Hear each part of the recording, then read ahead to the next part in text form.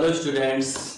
तो आज की ये वीडियो होने जा रही है स्पोकन इंग्लिश के ऊपर।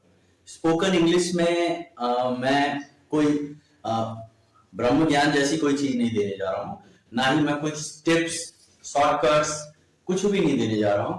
कुछ भी नहीं होता है लाइफ में, ना तो कोई शॉर्टकट होते हैं ना कोई टिप्स होती हैं।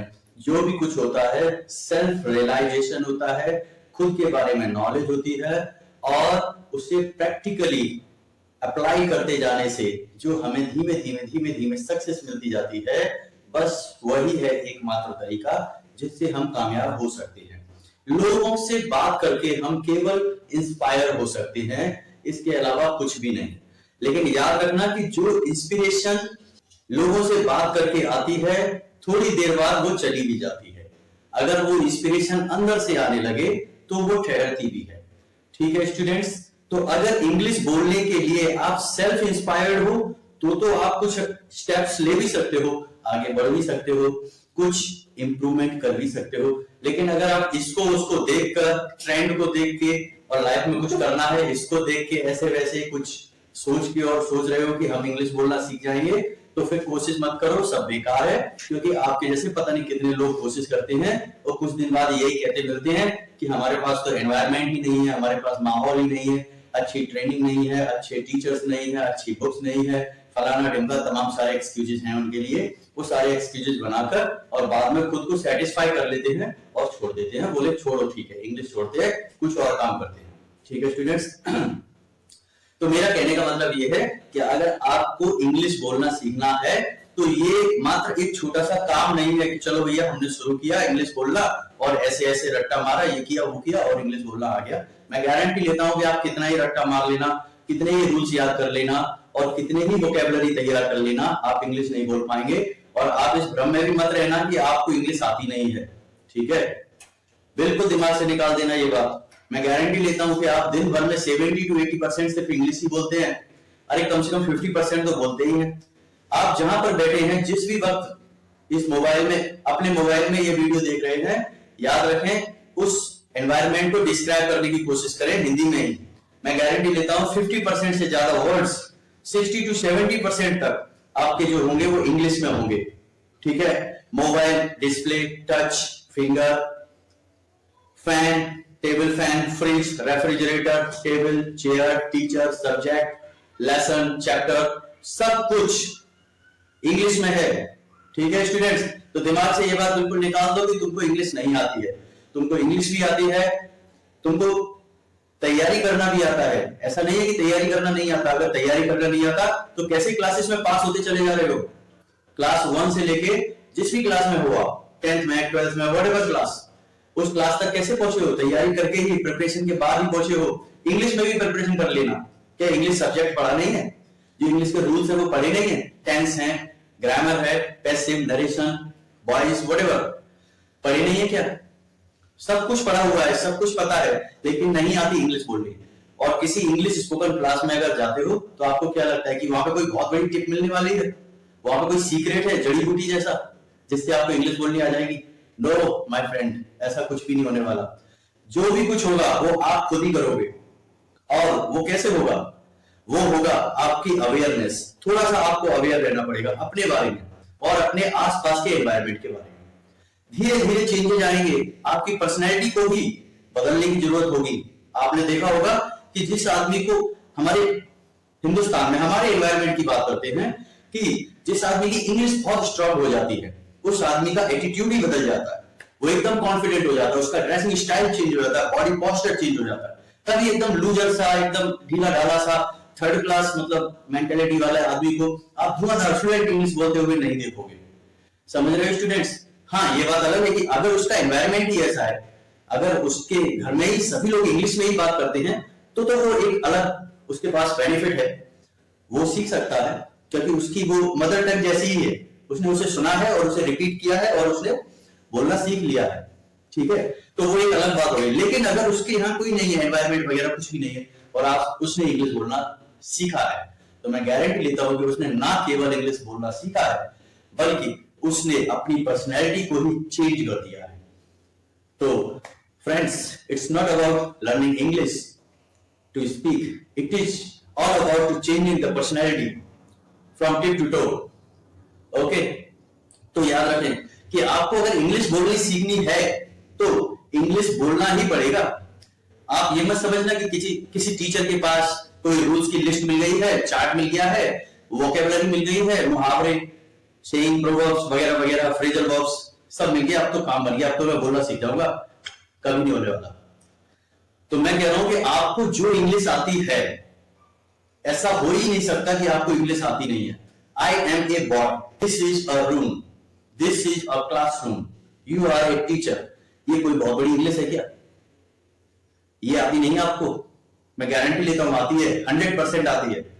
इसी को बोलना शुरू करो, स्टार्ट यहीं से करो। समझ रहे हो? अब आ जाती है कि जब हम बोलना शुरू करें तो शब्द बाहर ही नहीं निकलते हमारे। यहां पर क्या दिक्कत है? यहां पर दिक्कत यह है कि पहली चीज कि हमारी टंग ट्विस्ट ही नहीं होती। हम सेंटेंस बोलना कुछ और चाहते हैं, निकलता कुछ और ही है। सिंपल सा वर्ड हेजिटेशन ऐसा हो जाता है, ठीक है? यानी सिंपल सा वर्ड भी एकदम से फिसल सा जाता है और हमें थोड़ी शर्मिंदगी सी महसूस होती है। तो फिर उसकी प्रैक्टिस करने लगो ना। एक दिन में आप 5 सेंटेंसेस ऐसे निकालो जो आप इजीली बोल सकते हो, उनको आप 5-6 बार हर सेंटेंस को बोल बोल के प्रैक्टिस कर लो। टंग ट्विस्ट की प्रॉब्लम खत्म, वर्ड स्लिप नहीं होगा, ठीक है? ये प्रॉब्लम खत्म। दूसरा क्या करना है? थोड़ी सी पर्सनैलिटी को भी इंप्रूव करना है, पर्सनैलिटी को भी इनहैंस करना है, बढ़ाना है। कैसे? इसके लिए तो ये नहीं है कि अभी मेकअप करने लगे, बढ़िया कपड़े लेने लगे, अरे इसकी कोई जरूरत ही नहीं है। आपको क्या करना है कि अपनी मौजूदगी को दर्ज कराना सीखना है, कहीं भी, किसी भी एनवायरनमेंट में। अगर आप एक स्टूडेंट हैं तो आप एजुकेटेड एनवायरनमेंट में ही ज्यादा रहते होंगे, ठीक है? तो आप जिस भी एनवायरनमेंट में हैं, आप थोड़ी थोड़ी सी नॉलेज कलेक्ट करना शुरू करें करंट एनवायरनमेंट में। जी आजकल क्या चल रहा है, अफेयर्स, जो करंट अफेयर्स चल रहे हैं उनके बारे में, ठीक है? जैसे कि अभी रूस यूक्रेन का युद्ध हो रहा है, उसके बारे में लोग उन्हीं चीजों के बारे में बात करना पसंद करते हैं। उसके बारे में थोड़ी थोड़ी सी नॉलेज कलेक्ट करना शुरू करें। Knowledge gives you power. Knowledge gives you strength to talk in the people, to talk in the crowd. ठीक है स्टूडेंट्स? तो नॉलेज कलेक्ट करना शुरू करें और थोड़ा थोड़ा सा बोलना शुरू करें। उससे क्या होगा कि अगर आपके पॉइंट्स अच्छे हैं, पॉइंट्स स्ट्रांग हैं, तो लोग आपको अप्रिशिएट करेंगे, आपको मेंशन करने लगेंगे और आपका कॉन्फिडेंस धीरे धीरे धीरे धीरे बढ़ना शुरू हो जाएगा। एक और पॉइंट है कि फियर ऑफ रिजेक्शन रहता है हमारे माइंड में हमेशा कि अगर मैं बोलूंगा लोग हंसेंगे, मैं बोलूंगा कोई हंसेगा, कोई क्या सोचेगा। तो ये फियर ऑफ रिजेक्शन है। तो कोई दिक्कत नहीं है, आप अपने आप को माफ करना सीखो। आपके अंदर एक सबसे बड़ी प्रॉब्लम ये भी है कि आपने कुछ कहा और किसी ने हंस दिया और आपने अपने आप को माफ नहीं किया। आपने कहा कि अब नहीं बोलूंगा, मैं अपनी बेइज्जती नहीं कराऊंगा। इस तरह आपने क्या किया? एक लिमिट सेट कर दी अपने बारे में कि अब मैं इससे आगे नहीं जाऊंगा, मैं यहीं पे रहूंगा, क्योंकि इसके आगे जाने से बेइज्जती होती है, इंसल्ट होती है, ठीक है? आपने अपने आप को बांध दिया। एक पनिशमेंट जैसा है, ये लिमिटेशन है, ठीक है? तो आपको क्या करना है? अपने आप को माफ करना सीखना होगा। आपको ये कहना है कि चलो कोई बात नहीं, किसी ने हंस दिया, हंस देने दो, लोग तो हंसते ही हैं, ठीक है? इस तरह क्या होगा कि आपका कॉन्फिडेंस फिर से बढ़ जाएगा थोड़ा सा। आप कुछ बोलोगे, लोग हंसेंगे, तो आपको भी हंस देना है। दिक्कत ही क्या है? आप लर्नर हो ना, अभी तो आप सीख ही रहे, आप भी हंस दो, ठीक है? सी आर कमिंग हियर, लोगों ने ए क्या बोले, क्या बोले, तो हंस दो, अरे ओ सॉरी सॉरी, ये क्या है, ठीक है? फिर से आपको पता तो है ना कि सी के साथ आर नहीं लगता, एच लगता है, लेकिन आपकी प्रैक्टिस नहीं है, तो गलती से आपसे निकल गया है, ठीक है ना? कोई बात, अरे वो गलती से निकल गया, रहने दो, छोड़ो उसको। अपने आप को माफ करना सीखो, ठीक है? चीजों को हल्के में लेना सीखो, एनवायरनमेंट को हल्का बनाओ, ठीक है? अगली टिप ये रहेगी कि अगर आपको इंग्लिश की प्रैक्टिस करनी है और आपको एनवायरनमेंट नहीं मिल रहा है, कोई बात नहीं है, आप सेल्फ डिस्क्रिप्शन कर सकते हैं, अपने आप को डिस्क्राइब करना शुरू करें, ठीक है? इससे क्या होगा? इससे 2 बेनिफिट हैं कि आप खुद को डिस्क्राइब करते टाइम गलत भी इंग्लिश बोलेंगे तो कोई दिक्कत नहीं, आप खुद का तो मजाक नहीं उड़ाएंगे, ये डर नहीं रहेगा। दूसरा, आपको अपने बारे में ही बहुत सारी नॉलेज मिलेगी। मैं गारंटी लेता हूं कि लोगों को अपने पड़ोसियों के बारे में ज्यादा पता रहता है और अपने बारे में कम, ठीक है? अगर लोगों से ये कह दो okay tell me something about yourself, तो अपना नाम, अपने पिताजी का नाम, अपना एड्रेस और अपनी क्वालिफिकेशन के अलावा कुछ भी नहीं बता पाते, खड़े रह जाते हैं। ठीक है, क्योंकि अपने बारे में नहीं पता, लेकिन अपने पड़ोसियों के बारे में, अपने फ्रेंड्स के बारे में ज्यादा पता है कि अरे वो बहुत दिमाग का तेज है, वो ब्रिलियंट है, उसकी इंग्लिश स्ट्रांग है, उसका मैथ वीक है, उसकी हिस्ट्री के नंबर्स बहुत अच्छे आते हैं, बहुत कुछ पता है, वो क्रिकेट बहुत अच्छी खेलता है, वो बॉलिंग बहुत अच्छी करता है, लेकिन खुद के बारे में इतना नहीं पता। तो जब आप सेल्फ डिस्क्रिप्शन शुरू करेंगे, खुद को डिस्क्राइब करना शुरू करेंगे, तो फिर आपको अपने बारे में भी नॉलेज मिलना शुरू हो जाएगी। बहुत कुछ छुपा हुआ है आपके अंदर जो बाहर निकल के आने लगेगा। इससे भी आपका कॉन्फिडेंस बढ़ेगा, आपको अपने बारे में सही एनालिसिस करके वो चीजें पता चलेंगी कि जो आपकी वीकनेसेस हैं, जो आपके स्ट्रॉन्ग पॉइंट्स हैं। मैं गारंटी लेता हूं आपको यही नहीं पता होगा कि आपको कब गुस्सा आ जाता है, आपको कब अच्छा लगता है। अचानक आपको दिन में कभी गुस्सा आ जाता है, अचानक आपको दिन में कभी अच्छा लगने लगता है। जब आपको ये पता लगने लगेगा कि आपको कब अच्छा लगता है, आपको कब गुस्सा आता है, आपको किस एनवायरनमेंट में घुटन होती है, आपको किस एनवायरनमेंट में बहुत कॉन्फिडेंस मिलता है, तो आप अपने एनवायरनमेंट को अपने हिसाब से एडजस्ट करना भी सीख जाएंगे। चीजों को एडजस्ट करना, मैनिपुलेट करना सीख जाएंगे, और इस तरह से भी आप अपनी पर्सनैलिटी को चेंज करने लगेंगे। तो ये भी एक पॉइंट है, कोई बहुत बड़ा सीक्रेट नहीं, मैं पहले ही कह चुका हूं वीडियो शुरू करने से पहले ही। और याद रखना स्टूडेंट्स की नॉलेज भरी पड़ी है गूगल पर, बुक्स में, यूट्यूब पर, top 5 proverbs, top 5, top 100 phrasal verbs, ये वो रूल्स, फलाना ढिमका, बहुत कुछ है। ठीक है, लेकिन वो सब देखते रहने से कुछ नहीं होने वाला, आपको सब चीजों की प्रैक्टिस करनी होगी। साइकिल चलाना सीखने के लिए अगर कोई नोट्स दे दे, भर भर के नोट्स दे दे, स्विमिंग सीखने के लिए कोई भर भर के नोट्स दे दे, ये लो नोट्स ले जाओ, स्विमिंग सीख लेना, साइकिल सीख लेना, कभी नहीं आएगा ना। क्योंकि साइकिल चलाने के लिए आपको साइकिल की प्रैक्टिस करनी होगी, स्विमिंग करने के लिए आपको पूल में उतरना ही पड़ेगा। ठीक है, तो ये सेल्फ प्रैक्टिस के बारे में है, ये सीखने के बारे में तो है ही है। ऐसा नहीं मैं कह रहा कि सीखना ही नहीं है, लेकिन पहले जो सीखा हुआ है ऑलरेडी उसे प्रैक्टिस तो कर लें, उसके बाद जब जरूरत पड़ेगी तो नया सीखते चलेंगे, धीमे धीमे सीखते चलेंगे। ठीक है, तो ये इसके बारे में है। और लास्ट टिप ये रहेगी फ्रेंड्स, स्टूडेंट्स, सबके लिए कि ऑलवेज बी पॉजिटिव, हमेशा पॉजिटिव रहिए। लोग नेगेटिव लोगों के साथ मिलना बिल्कुल पसंद नहीं करते। लोग ऐसे लोगों के साथ कभी उठना बैठना भी पसंद नहीं करते जो हर वक्त रोते ही रहते हैं, अरे हमें तो नौकरी नहीं मिल रही है, ये तो समाज ही खराब है, यहाँ तो ये है, ये देश ही खराब है, यहाँ की ये मोदी जी की पॉलिसीज खराब हैं, फलाना ढिमका, हर वक्त उनको रोना ही है। ऐसे लोगों के साथ कोई उठना बैठना पसंद नहीं करता, एप्रिसिएशंस नहीं मिलते। लेकिन हर प्रॉब्लम के साथ कुछ सॉल्यूशंस भी होते हैं, ये याद रखना है। और आपको क्या करना है, अपनी लाइफ में भी यही रूल लगाना है, पॉजिटिव रहिए। कोई प्रॉब्लम है आपको लग रही है, उस प्रॉब्लम का सॉल्यूशन भी कहीं ना कहीं जरूर है।